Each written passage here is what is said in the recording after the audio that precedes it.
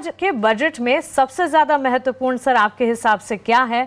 सरकार का इरादा या बाजार की उम्मीदें? शुक्रिया Mansi and good morning to everyone.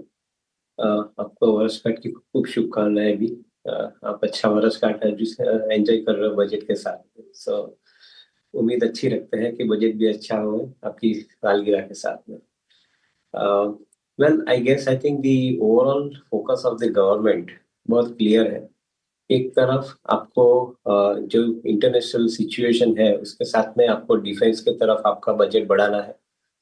दूसरी तरफ आपको करेंसी का जो डेप्रिसिएशन है उसको एक संभालना है, क्योंकि जो करेंसी घटी है डॉलर के सामने, उसका मूलभूत रीजन ये है कि ओवरऑल आई थिंक जो फंड्स फॉरेन इन्वेस्टर्स के हैं वो यहाँ से शिफ्ट हुए हैं कमोडिटी सेगमेंट के अंदर। और at the same time I think dollar is a currency के अंदर I think people have started losing the trust. As a result of which, I think this money is getting shifted to the other asset class, जैसे मैंने बताया Boolean asset class, and particularly by the central bankers. तो ये एक महत्व का कारण है कि जिसके कारण गवर्नमेंट को करेंसी को संभालना पड़ेगा। शायद इतने सालों में कभी हमने ऐसा नहीं देखा है कि एक तरफ इंडिया की इकोनॉमी के अंदर जीडीपी ग्रोथ रेट 8% के ऊपर होना, इन्फ्लेशन 4% के अंदर रहना, इंटरेस्ट रेट की कॉस्ट भी करीबन 4% के आसपास और उसके अंदर रहना, सेविंग बैंक्स की मैं बात कर रहा हूँ। I think overall industrial production का भी आई थिंक बढ़ के आना, ये सब कारण हम जब देख रहे हैं यहाँ पे, ये काफी हद तक सजेस्ट करते हैं कि इंडिया का इकोनॉमी प्रोबेबली वर्ल्ड इकोनॉमी के पैरिटी के अंदर देखे तो काफी हद तक सुरक्षित है। अनफॉर्चुनेटली डॉलर का वीकनेस के सामने आई थिंक इंडिया का करेंसी भी वीक हुआ है। And I think that is government का एक फोकस रहेगा कि कैसे एफपीआई का फंड्स नया इकोनॉमी के अंदर लावे, कैसे नई पीएलआई स्कीम के माध्यम से सेमीकंडक्टर है, रेयर अर्थ मेटल्स है, डेटा सेंटर्स है, जैसे क्षेत्र एआई है, जैसे क्षेत्र के अंदर नए फंड्स अट्रैक्ट करें। तो आई थिंक मेरे ख्याल से गवर्नमेंट ये प्रक्रिया के ऊपर ज्यादा ध्यान देगी कि कैसे नया फॉरेन इन्फ्लो लाए एफडीआई के माध्यम से। इसके हिसाब से करेंसी भी संभल जाए और ओवरऑल आई थिंक एनवायरनमेंट के अंदर इंडिया का कंट्रीब्यूशन भी जो करीबन 27 यूरोपियन यूनियन कंट्रीज के साथ में जो हुआ है उसके अंदर हम मीनिंगफुली अगले 5 साल के अंदर एक जर्नी सेट कर सके। तो ये चीज के ऊपर थोड़ा ध्यान ज्यादा रहेगा ऐसा मैं मानता हूँ।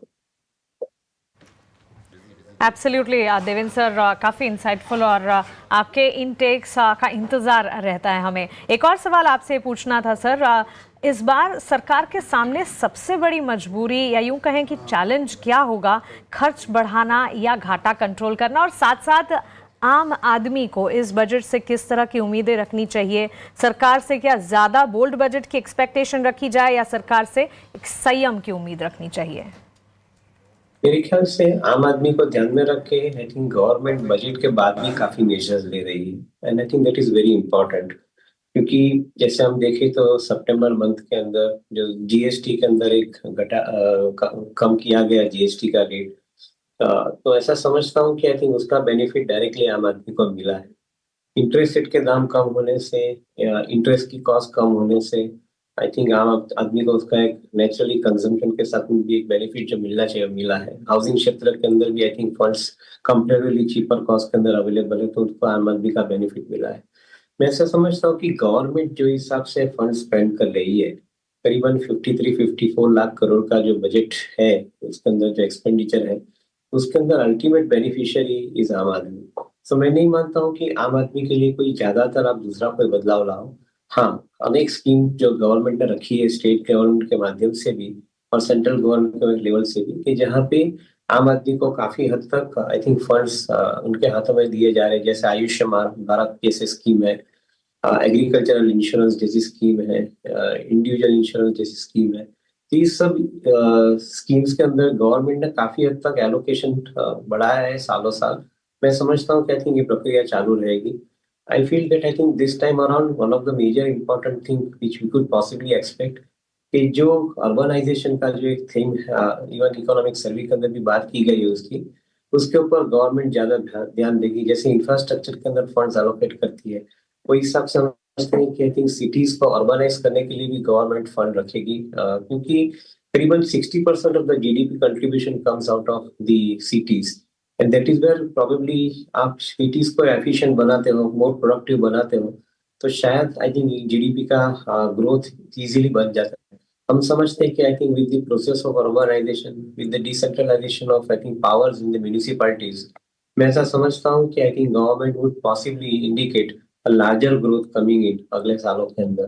तो ये चीज के ऊपर हम ज्यादा ध्यान देते हैं बजट के अंदर। एब्सोल्युटली देवेंद्र सर, बहुत शुक्रिया आपका हमारे साथ जुड़ने के लिए और ये सारे इनसाइट्स हमें बताने के लिए। मच एक्सपेक्टेड बजट, उम्मीद यही करेंगे कि बजट